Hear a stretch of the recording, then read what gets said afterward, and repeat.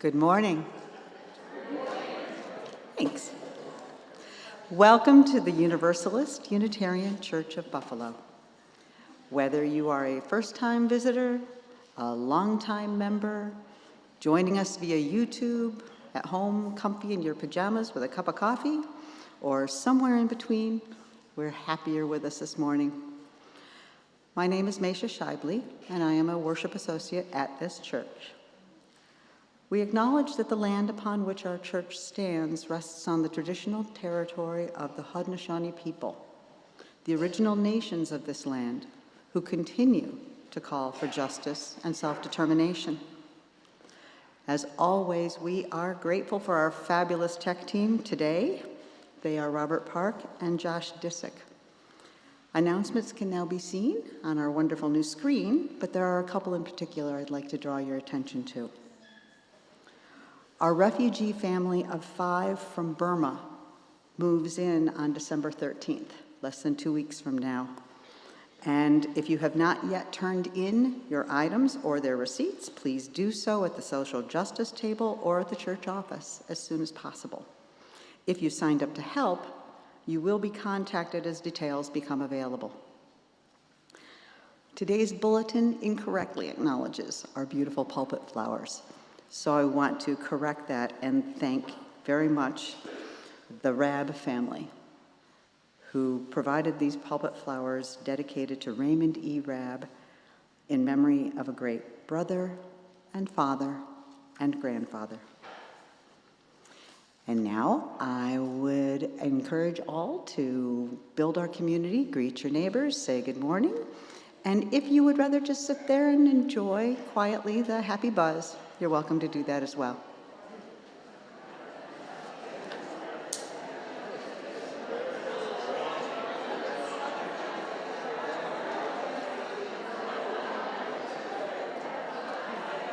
Oh, here's an announcement.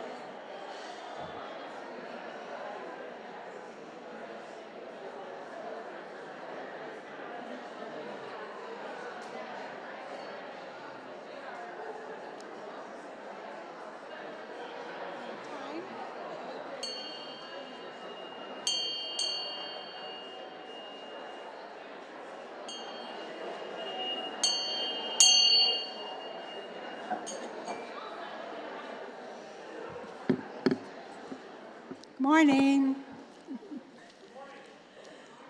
One more announcement. The only religious education class this morning is the OWL class, which has already begun at 10:30 for registered students. All other children and youth are invited to remain for the rest of the service following this story, or there are activities that you can bring into the sanctuary in the parish hall. The nursery is open for toddlers and infants and under 3. All right, good morning. I'm Reverend Cathy Harrington, the interim minister at UUCB. And on this first Sunday of Advent, I'd like to share these words from Reverend Dr. Davidson Lohr. We come to seek beyond sight, to listen between sounds, To be open to life at levels sometimes comforting and sometimes disturbing, but always in that neighborhood where our minds, hearts, and souls find their common ground and their common purpose. It is a sacred time, this, and a sacred place, this. A place for questions more profound than answers, a vulnerability more powerful than strength, and a peace that can pass all understanding. It is a sacred time. Let us worship together.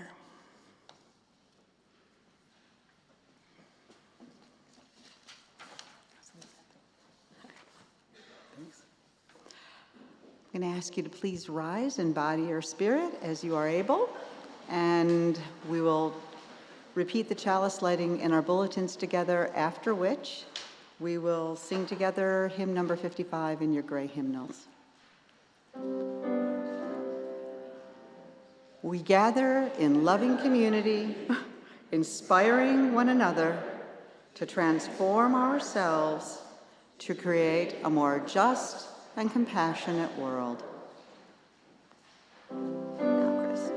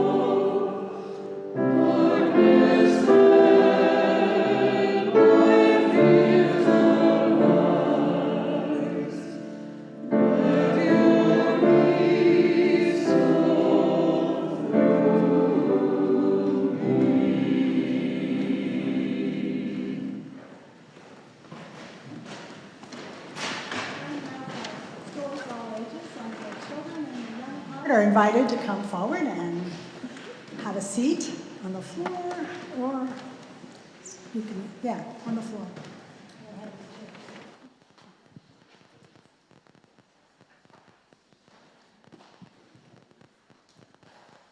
Leo, I'm going to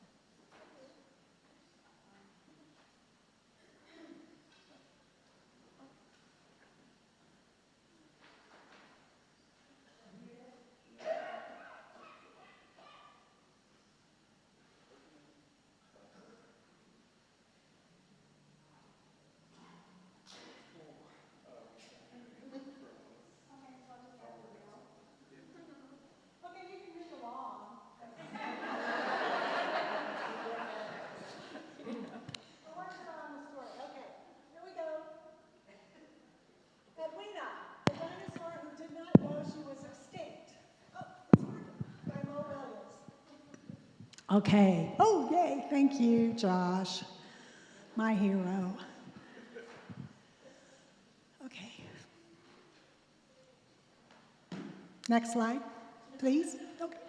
Everyone in town knew Edwina. She was the dinosaur who played with the neighborhood kids. She was the dinosaur who did favors for anyone who asked. Edwina helped little old ladies cross the street. And she baked chocolate chip cookies for everyone.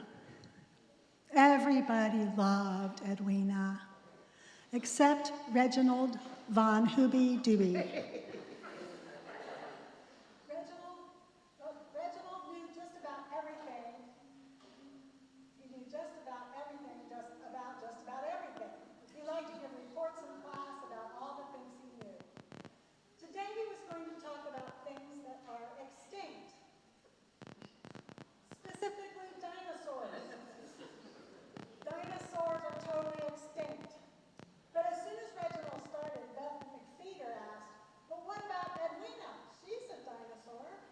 And then Bobby Bridger said, "Yeah, Edwina can't be extinct. She bakes chocolate chip cookies for us." And then Miss Milk added, "Maybe Edwina is baking chocolate chips right now." Before he knew it, everyone except Reginald was outside eating cookies. "No one listens to me with that dinosaur around," thought Reginald. "Tomorrow I'll prove to the whole town that dinosaurs are extinct and poof. Edwina will disappear."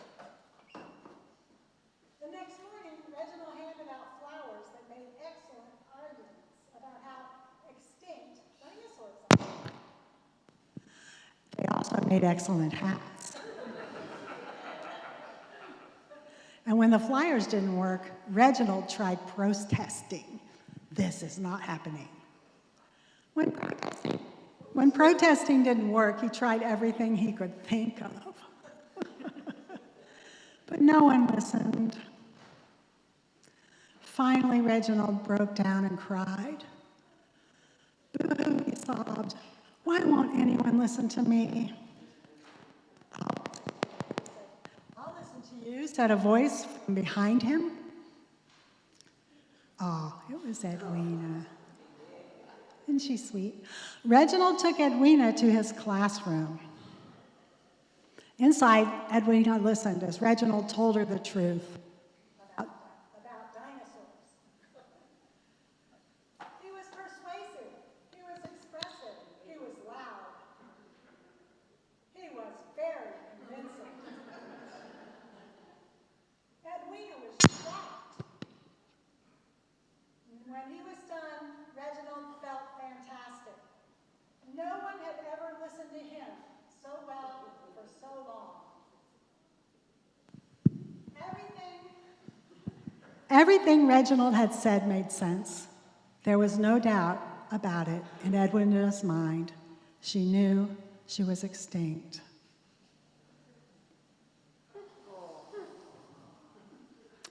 But she just didn't care.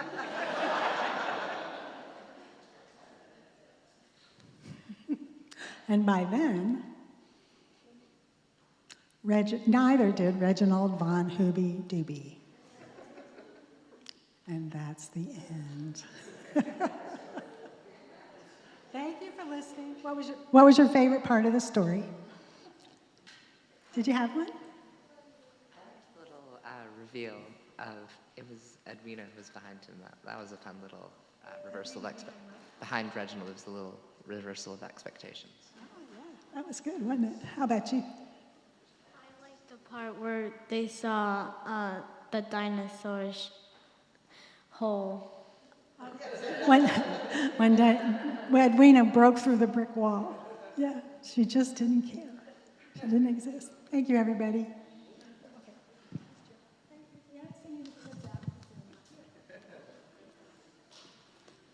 I think I'm going to stick to this microphone.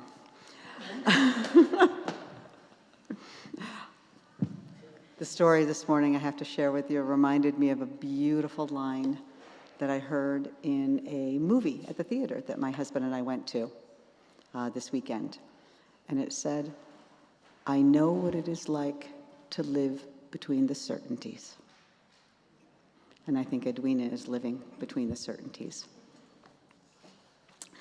Our offering this morning, being December 1st, we have a new Share the Plate recipient of the Western New York Mobile Overdose Prevention Services. Rayshon Scott Williams is here to tell us about this worthy organization.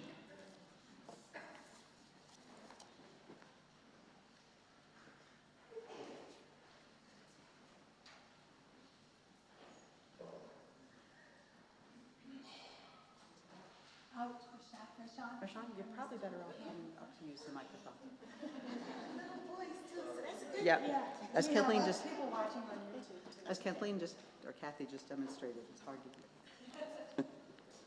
Hello, everyone. Good morning. Good morning. I would first like to thank you all for inviting Western New York Mobile Overdose Prevention Services Incorporated to sit in this space with you. Hi, Carol. I thank you.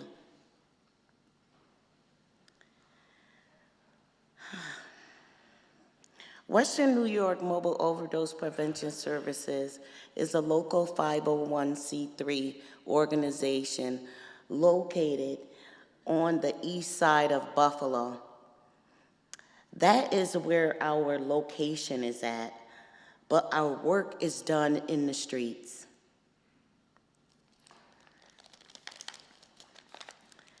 This is Narcan, and these are testing strips. They have been combined as a marriage for our training to save lives. Our goal is to reduce opiate overdose deaths, to bring awareness to the community that these deaths are preventive, and it takes a village just like you to save families from despair and to give families hope.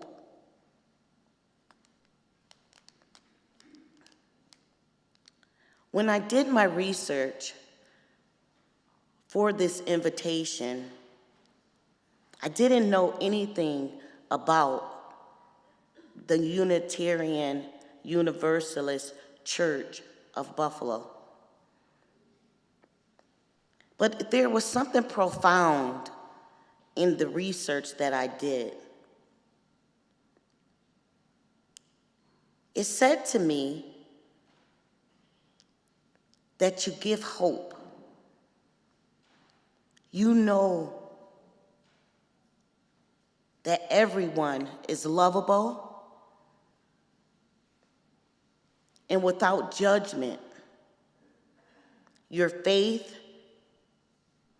brings you all together to have a Share the Plate donation to push us forward in our organization and to help us save lives and connect people to services for treatment in a non-judgmental way. And I thank you.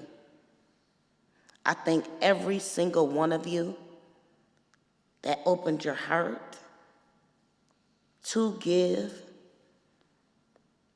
so that we can continue to provide this life-saving training that enables breathing and prevents opiate overdose deaths throughout Erie, Niagara, and Cattaraugus County. We are limited in our funding. We need you. We need your support. We don't just need your funding. We need your prayers. We need your well wishes. But most of all, We need your love. And I thank you.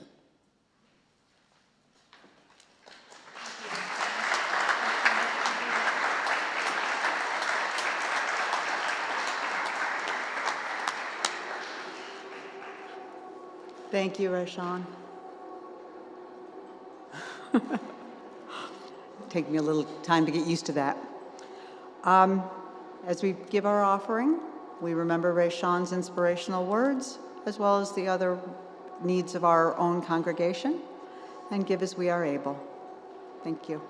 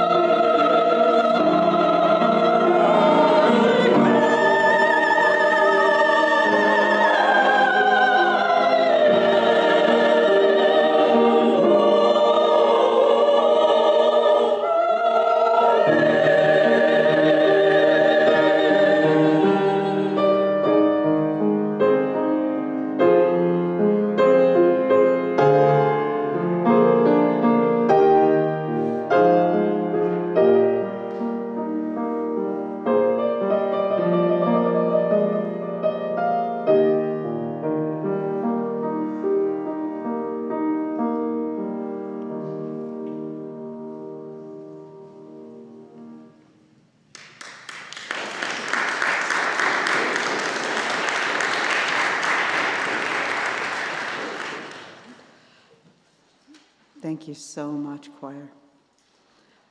Please remain seated to share hymn 391 in our gray hymnals.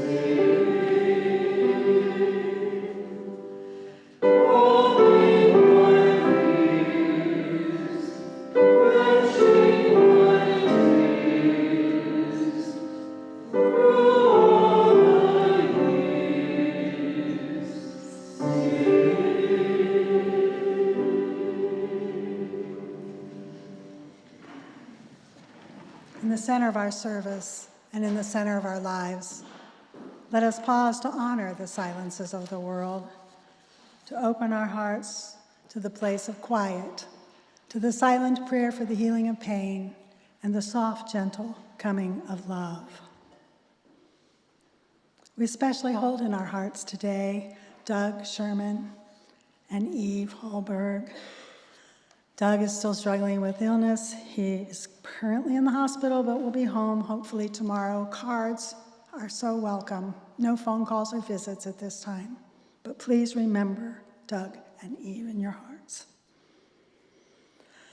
So now let us fill this sacred space with the names of loved ones we hold close in our hearts this morning, some suffering in sorrow and some celebrating in joy.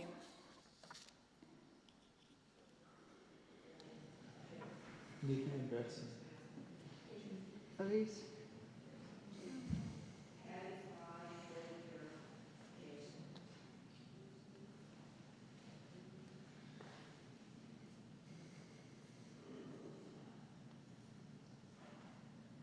May they feel our embrace. The breath of nature is upon us, the spirit of life is within us, and the community of love is around us. So be it, blessed be, and let the church say, Amen.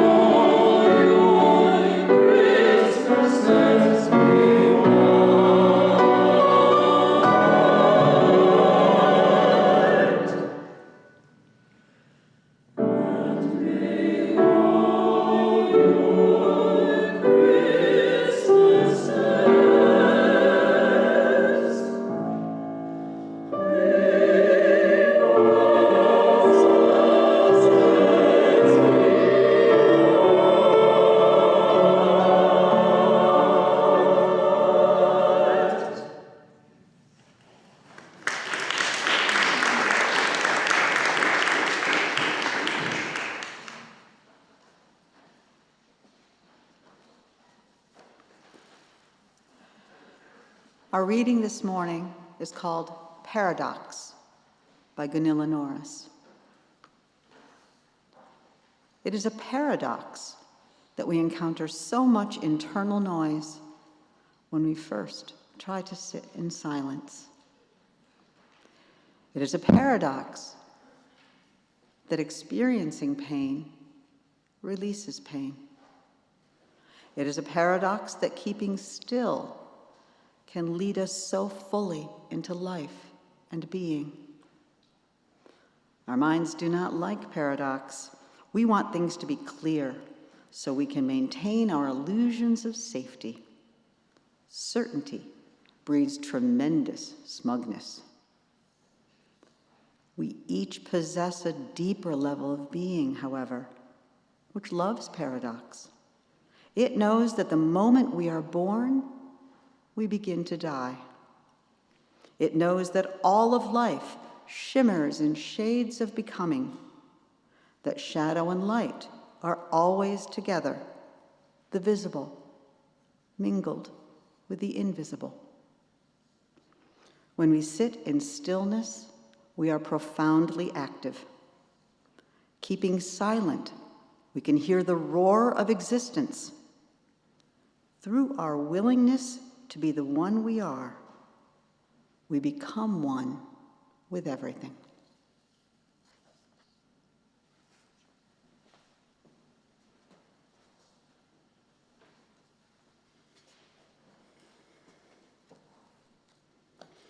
How is it with your spirit today? This first Sunday of Advent is a really good time to take stock. Are you fully present or are you distracted? Linda Stone, who was a former Apple and Microsoft executive, once said, "Continuous partial attention involves an artificial sense of constant crisis, living in a 24/7, always-on world. It contributes to feeling stressed, overwhelmed, overstimulated, and unfulfilled.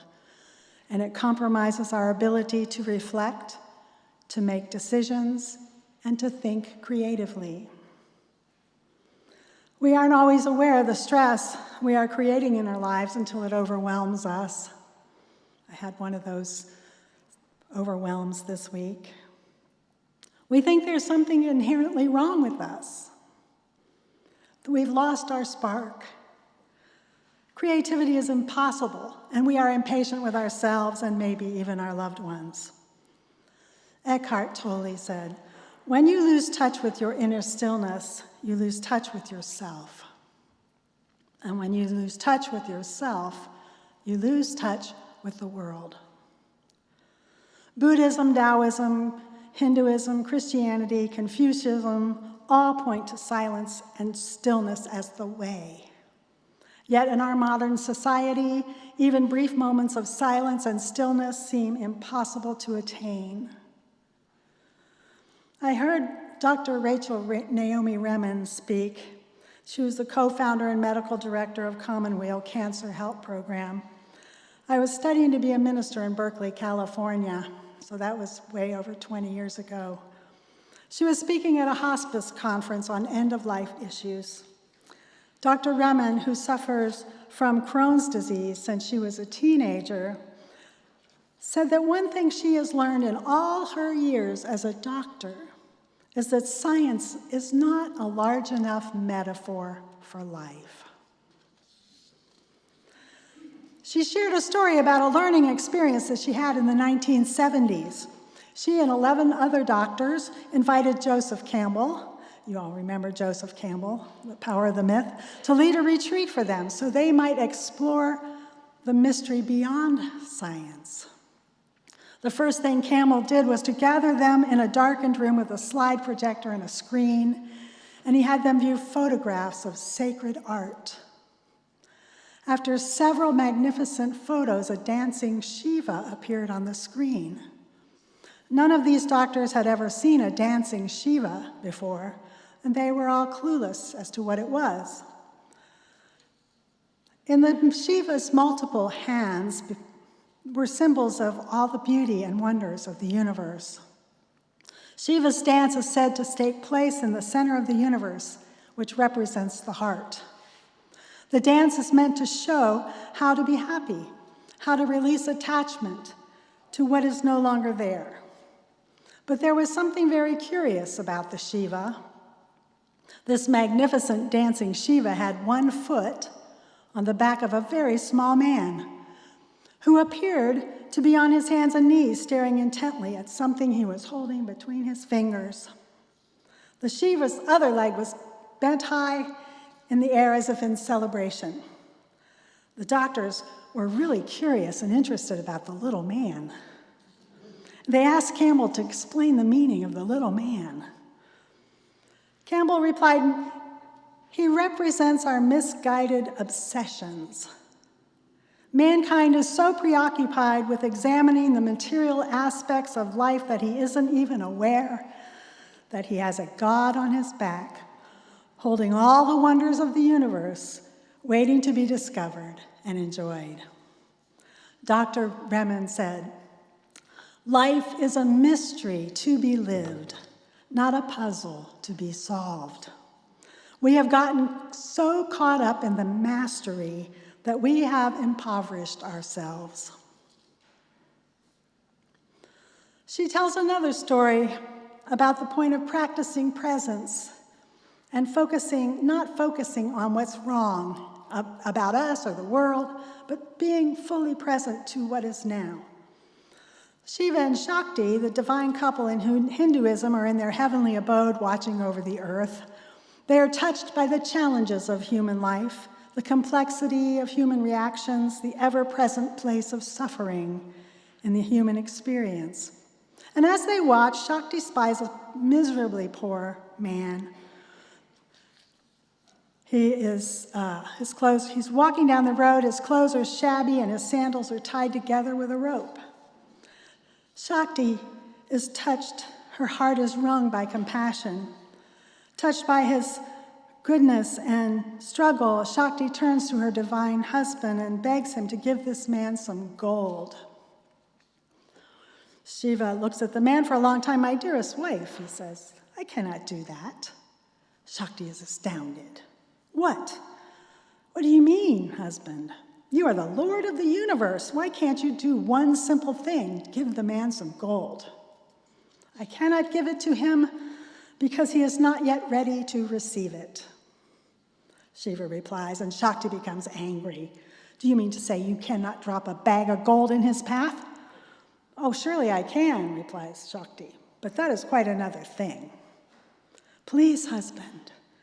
So Shiva drops a bag of gold in front of the man. The man, meanwhile, walks along thinking, "I wonder if I will find dinner tonight, or shall I go hungry again?" Turning a bend in the road, he sees something blocking his path. "Aha, look, there's a large rock. How fortunate that I have seen it. I might have torn these poor sandals of mine even further." He carefully steps over the bag of gold and goes on his way. Remen says, "It seems that life drops many bags of gold in our path, and rarely do they look like what they are." Dr. Remen was interviewed in the summer of 2019 by Richard Whitaker. They discovered they both had, my hair's out of control today, sorry. They had a friend in common, Jacob Needleman, a Jewish philosopher. And so Whitaker said to Remen, "The question Jacob put to me, one that has new and confusing aspects, is what is a human being?" And Rachel said, "Well, the other question, of course, is why? Why are there human beings? Is there any purpose behind this extreme difference in the evolution and the development of life that is humanity?" And Richard says, "And you would agree that contemporary science doesn't consider that a question that has any legitimacy."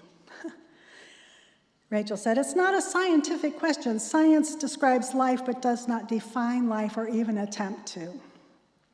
It just describes the manifestation of life." Richard replies, yes, science and technology are dazzlingly powerful. They keep pushing into new territories and lead the way on the material plane. But science lags behind in the world of sentience, in that realm that are things that have been known for ages and that continue to be experienced, but that science tends not to take seriously. Rachel replies, boy, I sure wish I could reason about that. The brain isn't the highest human function.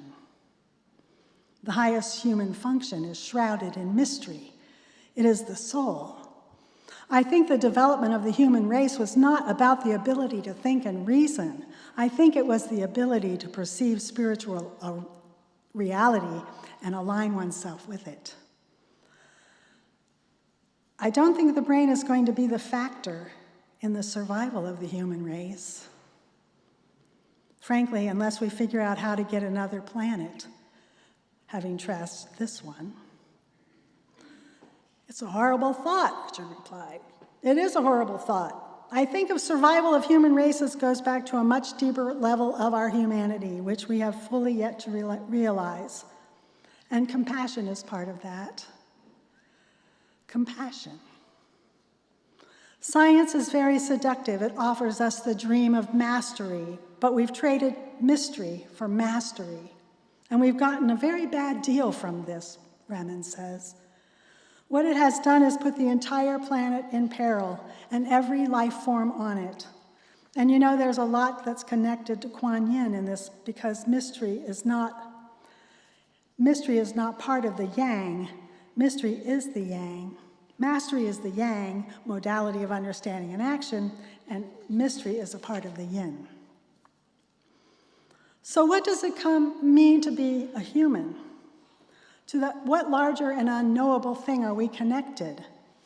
And what do we manifest of that in our daily life and in our relationships with one another?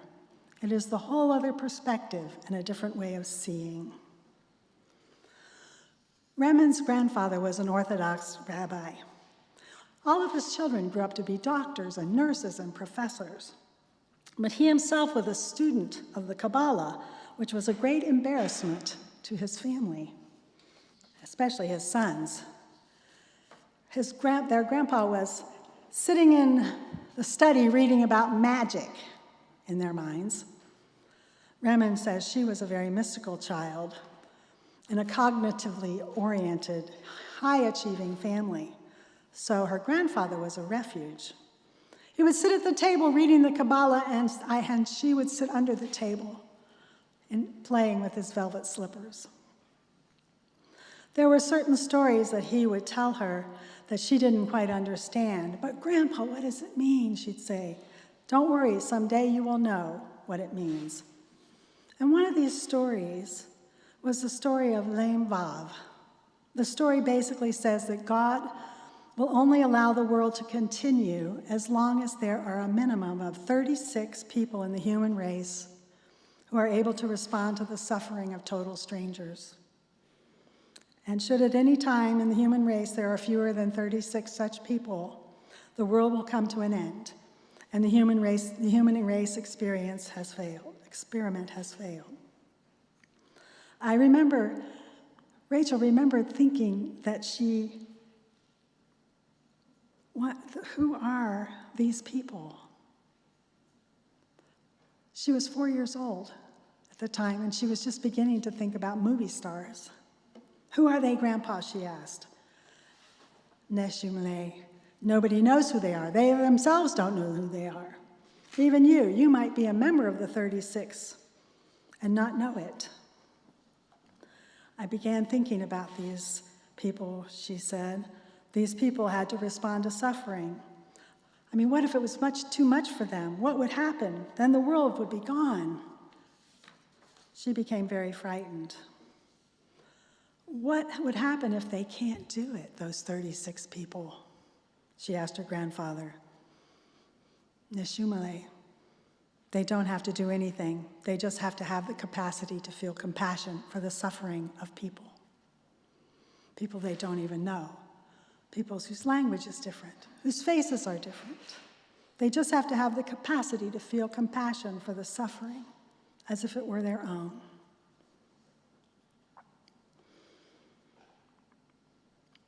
What would happen if you are one of those 36 people? Even if you aren't, you should act like you are. Eckhart Tolle said, when you lose your stillness, you lose touch with yourself. So for all of you Reginald Hooby-Doobies out there who might be a little skeptical about all this woo-woo stuff, Dr. Doshard Keltner, who is a professor of psychology at UC Berkeley, has written a book called Awe. Actually, science now is really studying the evidence of awe and how it changes your life. He says even a couple minutes a day will do as much for your body and your mind as anything else that you might do. Awe is about our relation to the vast mysteries of life. So they went to 26 countries and gathered stories of experiences of people who felt awe. And those stories were all translated into English, and then they ended up with 2,600 stories. And they ended up being able to compile those stories into a taxonomy of awe, the 8 wonders of life. So in case you're wondering how you will be able to access those wonders in your 2 minutes a day of quiet, or however long you manage, I want to tell you what they are. They found the most common feeling of awe in their study was inspired by moral beauty, by other people's courage, kindness, strength, and overcoming. Moral beauty was the first wonder of life in the taxonomy. The second wonder of life was collective effervescence, the quality we feel when some life force merges people into a collective self, a tribe. Weddings, quinceañeras, graduations, a Bills game.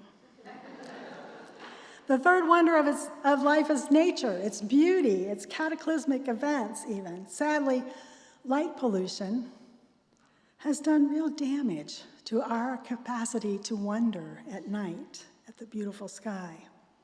Music is the fourth wonder of life. Singing, listening to beautiful music can be transcendent. I also classify poetry as a wonder of life. There are poems that can take your breath away.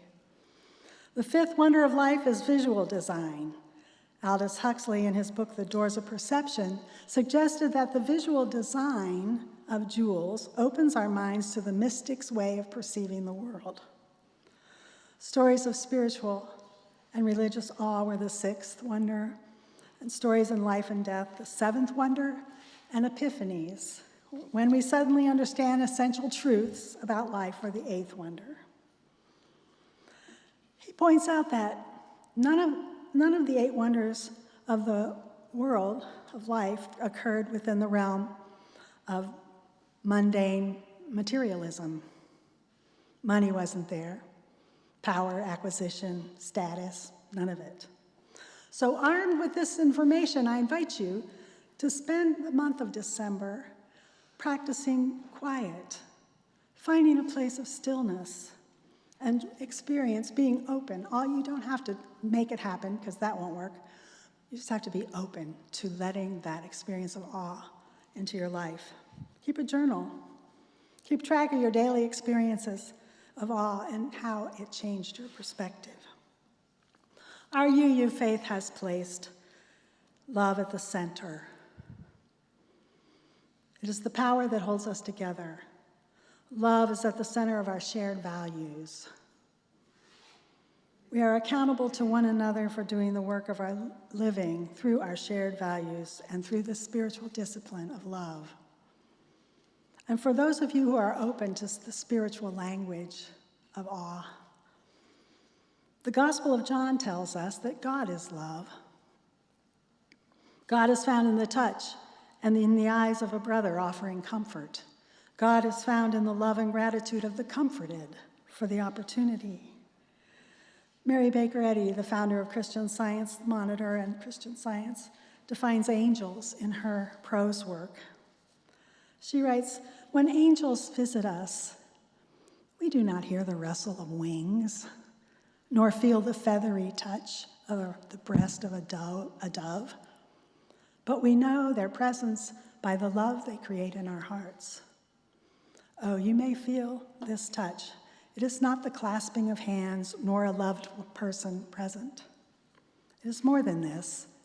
It is a spiritual idea that lights your path. And this is only possible when we are willing to seek beyond sight, to listen between sounds, and to be opened to the wonders of life.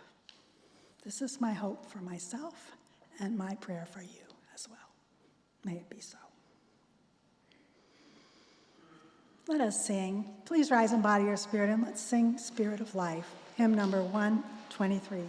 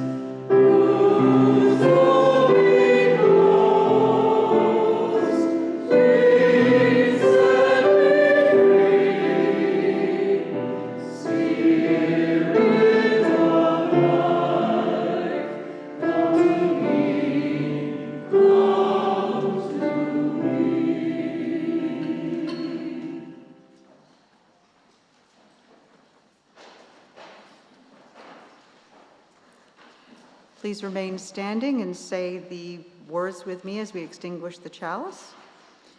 As we extinguish the flame of this chalice, may we carry its light with us into the world, in the power of peace, faith, justice, and love. Closing words are by Robert Wicks, Softening the Soul. Lighting a candle in a dark room is a small, gentle act of peace. When the match touches the wick, time slows down and the race to the future ceases. Worries are consumed and as anxiety burns out, and I sigh deeply. Watching the flickering light is a graceful prayer that eases stress and lessens strain. Finally, when the flame goes out, I turn quietly back to the events of the day and find everything changed because of the time I spent softening my soul, my candlelight. A pinprick of light can illuminate a darkened room. Imagine what would happen if everyone takes time to soften their soul. Go out into the world and shine your light, and go in peace, and blessed be.